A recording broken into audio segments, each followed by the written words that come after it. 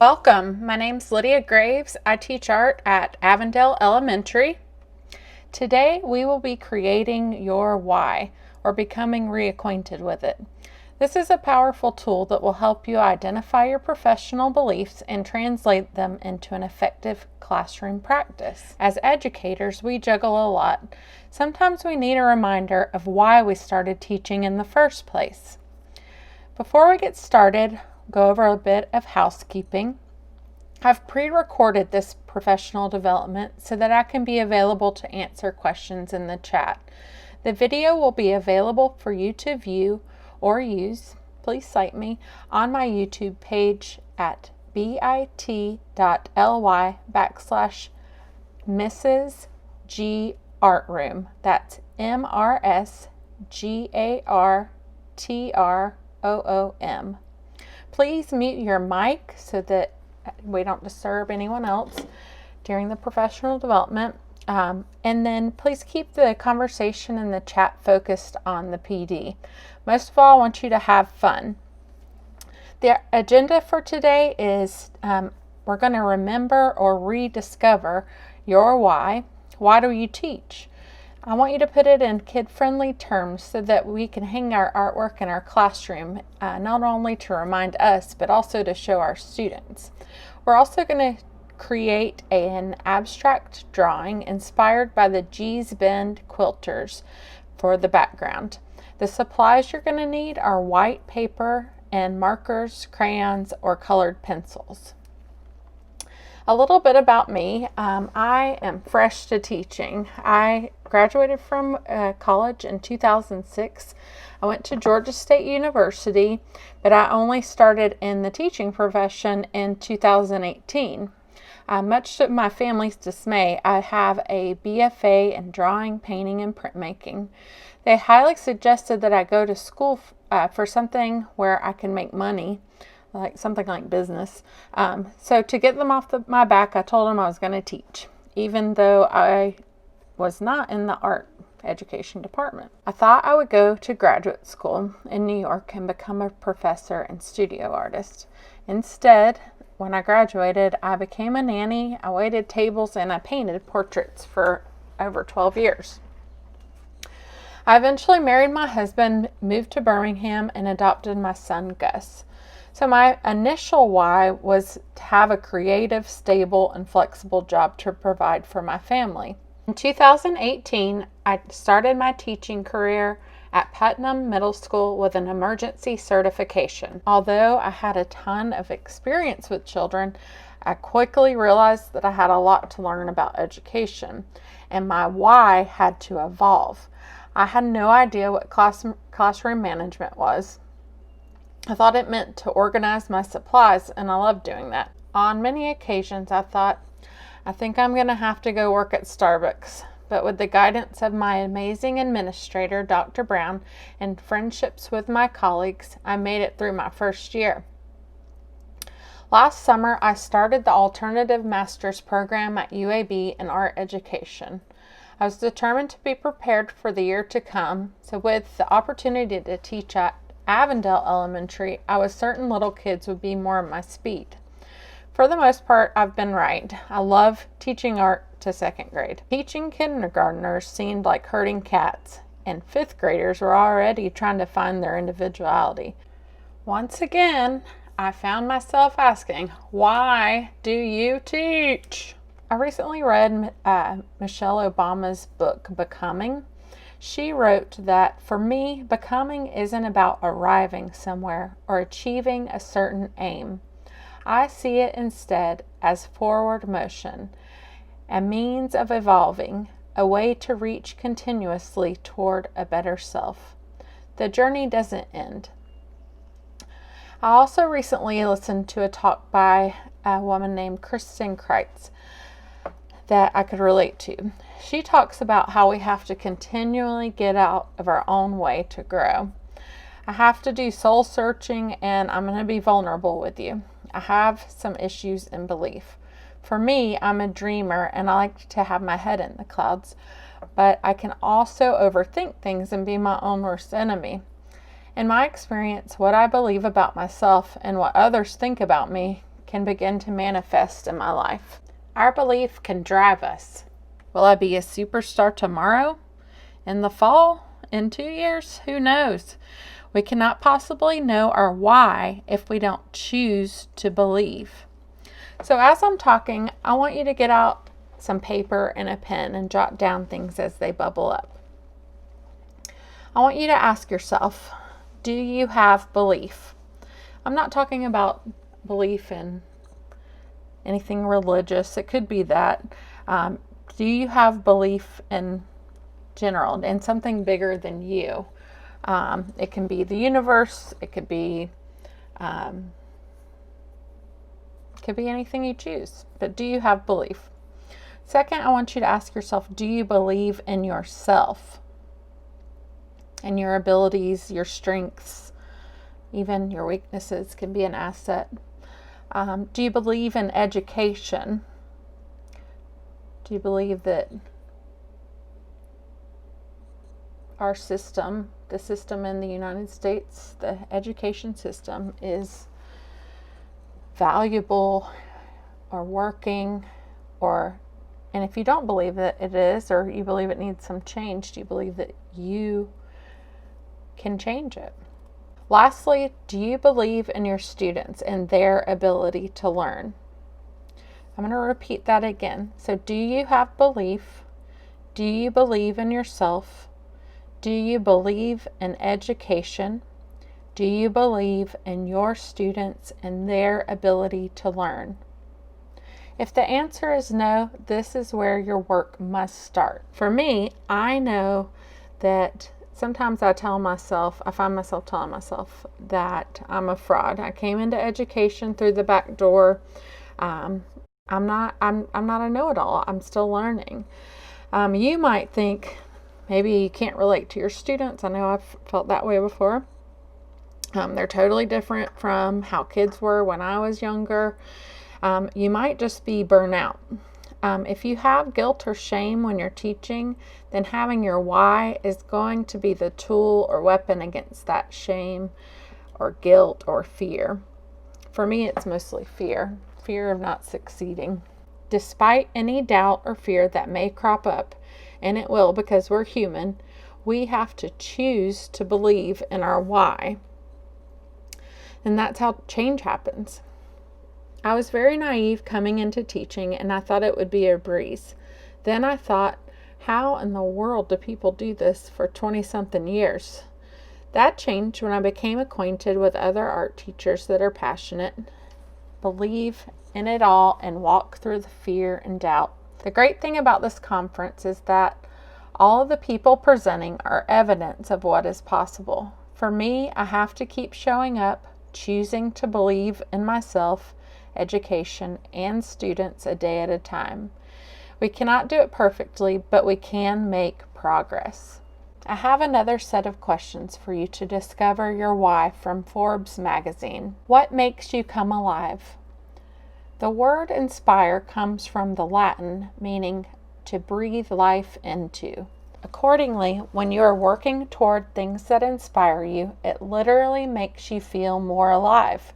What makes you come alive isn't referring to taking your dream holiday or watching your favorite team play football, unless you're called to a career as a football coach or a commentator. It's bigger than that. I'm talking about a why that moves up the food chain from being about you to being about something bigger than you. It's about connecting with what you're passionate about.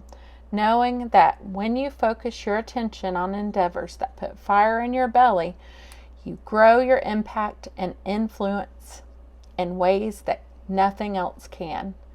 You don't have to declare at this point that you want to invent the next iPad, solve the world's energy problems, or cure cancer, though you might. This is about you connecting to a cause that's bigger than you are, but which is also congruent with who you are, what you care about. Second question is, what are your innate strengths? In The Element, Sir Ken Robinson says that our element is the point at which natural talent and skill meets personal passion. When people are in their element, They are not only more productive, but they add more value and enjoy more personal and professional fulfillment. Accordingly, it's also often where they also tend to make more money. What are the things you've always been good at and sometimes wondering why others find it so hard? Are you able to see patterns and opportunities amidst complexity? Are you creative, naturally adept at coming up with outside-the-box solutions? Are you a natural-born rebel with an innate ability to identify where the status quo is needed for a makeover? Are you brilliant in the details, naturally good at executing projects with a precision that some find tedious? Or are you a naturally gifted communicator, technocrat, diplomat, networker, leader, problem solver, or change agent? So I've put on here a free strengths survey if you don't already know what your strengths are. Sometimes it's hard for me to figure out. I know I'm creative, but beyond that, my character traits. So this website, www.viame.org, it'll take you about 5 minutes to do, but it'll tell you what your primary and secondary character traits are. Of course, you can also be passionate about things that you have no natural talent for, and talented at things for which you hold little passion. However, experience has shown me that we rarely aspire toward ambitions we have no natural talent to achieve. A civil rights leader, Howard Thurman, once wrote, "Don't ask yourself what the world needs. Ask yourself what makes you come alive. Then go do that. Because what the world needs is people who come alive." Where do you add the greatest value? Doing work that you're good at, but which you loathe, is not a pathway to fulfillment. That said, knowing your greatest strengths and where you can add the most value through the application of your education, skills, knowledge, and experience can help you focus on the opportunities, roles, and career paths that you're most likely to succeed and therefore find the greatest sense of accomplishment and contribution. Too often, we undervalue our strengths, skills, and the expertise we naturally acquire over time.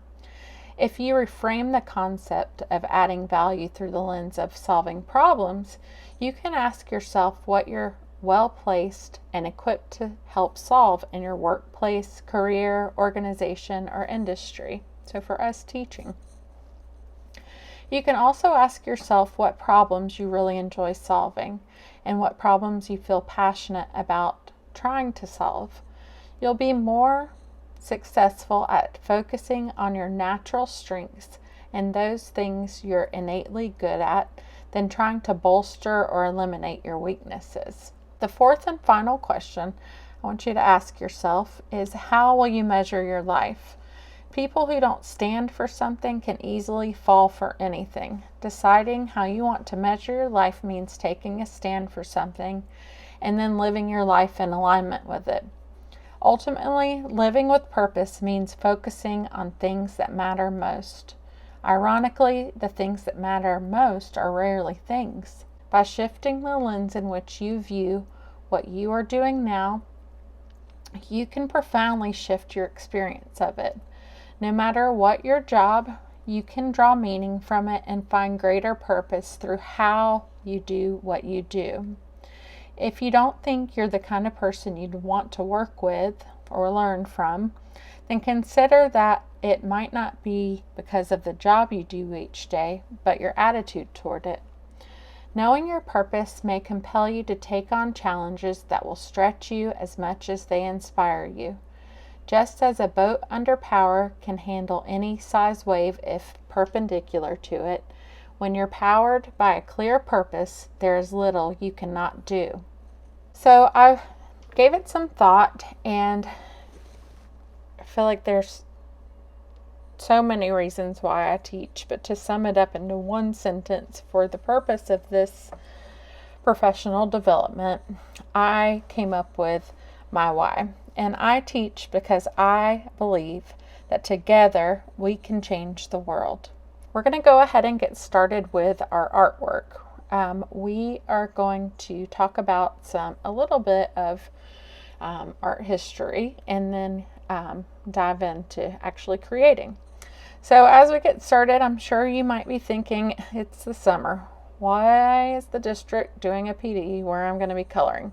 Or maybe you're just one of my kind of people and you enjoy planning for the year to come.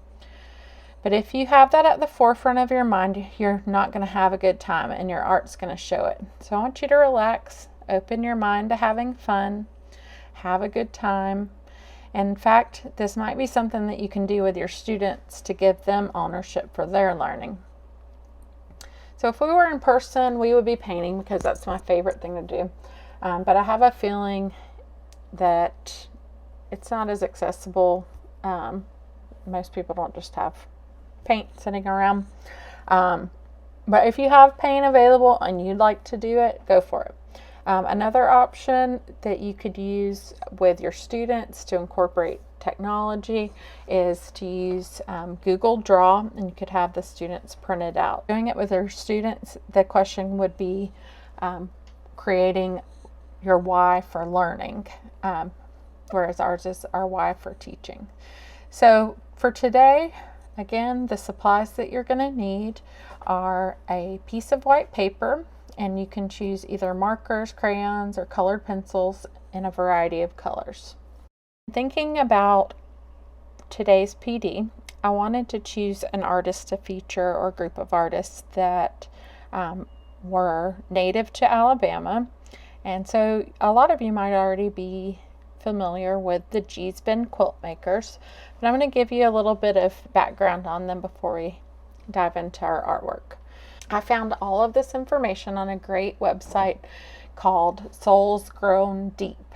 It's a foundation and community partnership that is dedicated to promoting the work of African American artists from the South and supporting their communities by fostering economic empowerment, racial and social justice, and educational advancement.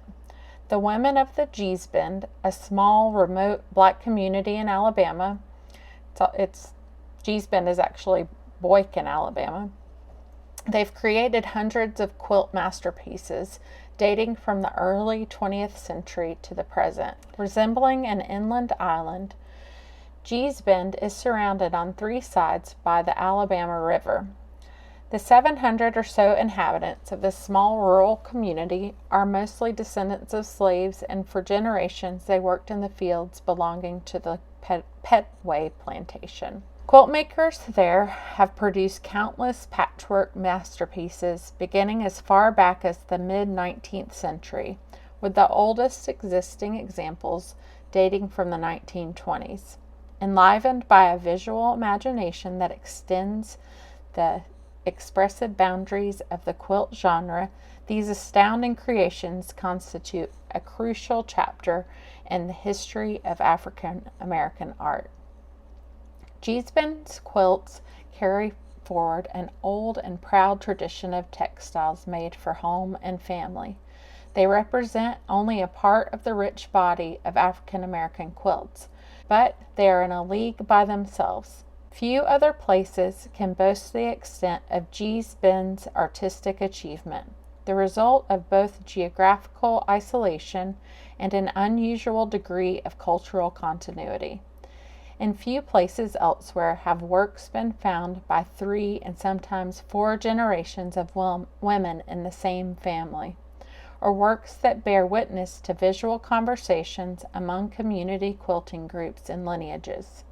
Juggle's art also stands out for its flair.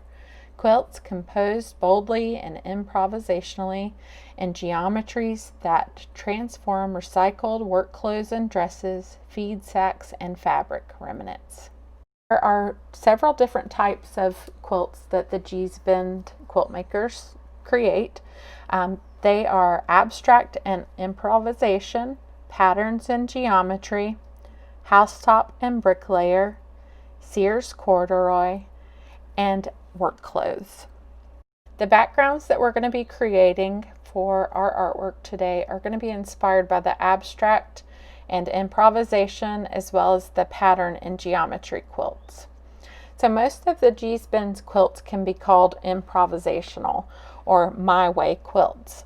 Uninhibited by the norms of fine or folk art, the Bend quilt makers have been guided by a faith in personal vision.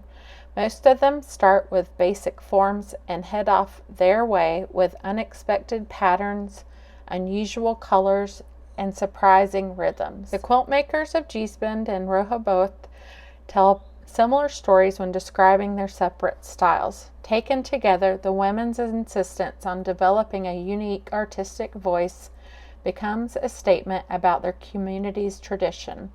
The people of the Bend like to do things in certain ways and have stuck to them. Theirs are handsome, if unorthodox, works of art, yet the shared unorthodoxy attests to the stabilizing power of a tradition that for many decades has fostered individualism and even eccentricity. By making what they want to make, these women reveal innovative ways of looking at fabric, design, and format, and have produced work that is utterly original and ranks with the finest abstract art in any tradition. Alright, so we're going to get started with our instructions. You might want to pause the video throughout. You can rewind it or, go back. I guess it's not a VCR. So the first step, I want you to draw a double border around your paper, similar to the one in the Gee's-Bend quilts. They don't have to be perfect. The lines in the Gee's-Bend quilts are hand sewn, but if you prefer perfectly straight lines, feel free to use a ruler or the edge of a book. Step 2. In the inner border, draw a line for each year that you have taught. I only have 2 years under my belt, so mine will be simple. But don't worry about the lines being evenly spaced apart. Again, if that's your thing, you can use a ruler to measure. Also, feel free to be creative and make it asymmetrical. It doesn't have to be perfect. Actually, in the style of the Gee's-Bend quilt makers, it would not be perfect. Step 3. I want you to draw up to 2 of the following lines through the center square of your artwork. So it's going to correspond with where you grew up. So if you grew up in the South, you're going to draw a line towards the bottom of the square. If you grew up in the North, you're going to draw a line towards the top. If you grew up in the East, you're going to draw a line up and down. On the right, if you grew up in the West, you'll draw a line down the left. And then if you grew up in Middle America, somewhere, Midwest, mid, then you can draw a plus sign, or you can draw it down the center. As an example, I grew up in the Southeast. I grew up in just outside of Atlanta, Georgia. So I have my line at the bottom going across, and then I have my line going down vertically on the right hand side to represent the East. Step 4, you're going to draw the following to represent your education. If you have your bachelor's degree, you're going to draw a square in the center of your paper. If you have your master's degree, you're going to draw that square from your bachelor's degree, and then you're going to draw a circle inside that square. If you have your doctorate degree, you're going to draw the square for your bachelor's, a circle inside that square for your master's, and then you're going to draw a line across the circle horizontally, and that will represent that you have your doctorate. Step 5, you're going to draw a triangle for each child that you have. You can draw it wherever you want to. There's no wrong or or right way. I have one child, so I have one triangle. It'll be fun to see everyone who has multiple children. So you'll draw those. And step 6, if you have grandchildren, you're going to add a small triangle onto the triangles of your children.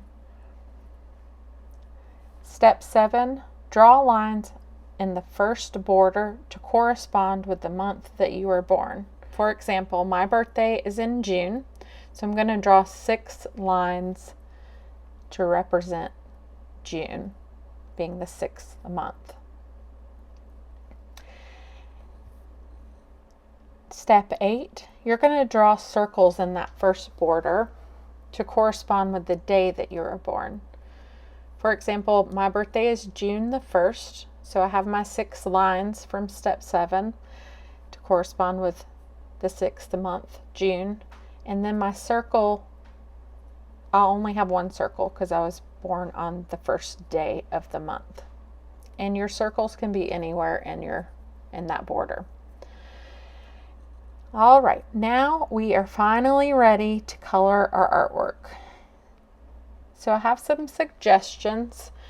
You are free to do whatever you want as far as coloring it goes, but here are some suggestions, and I think it's kind of fun because if you go to your coworker's classroom and you see theirs, you can kind of decode what's going on. So in the first border, I want you to alternate your 2 favorite colors, and you're going to create a pattern. My favorite colors are green and blue. So every other one is green, every other one is blue. That was the one for your birth date. So if you were born, I guess in an odd month, you might have 2 colors side by side, and that's okay. In the second border, you are going to use your school colors. You are going to alternate the colors to create a pattern. If you have been teaching for multiple years, you'll have a pattern. For me, I've only been teaching for 2 years, so I only have 2 lines from that step. So I'd have my purple and gold. For the remainder of the shapes, you can use any colors that you would like. The only suggestion is that you do not have 2 of the same color shapes beside each other. I would also not use a ton of black in the center because it'll be difficult to see your Y when you write over it, because we'll be using black. So our final step is to handwrite your Y on top. If you are just really hate your handwriting, you can always print it out, cut it out, and glue it on top.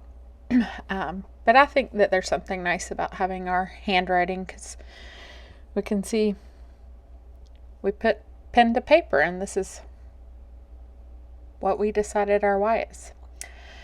So this is the first time that I've done this and created my Y and made a piece of artwork about it.